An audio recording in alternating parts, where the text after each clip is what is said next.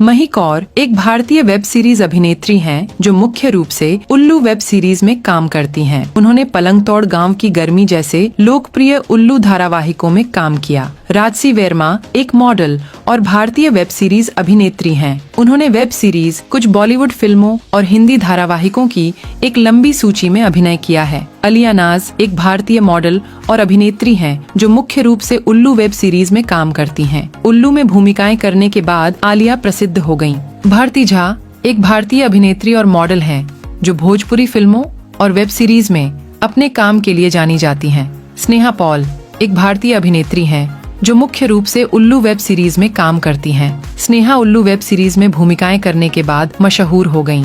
रुक्स खंडागले एक भारतीय मॉडल और अभिनेत्री हैं जो मुख्य रूप से उल्लू वेब सीरीज में काम करती हैं।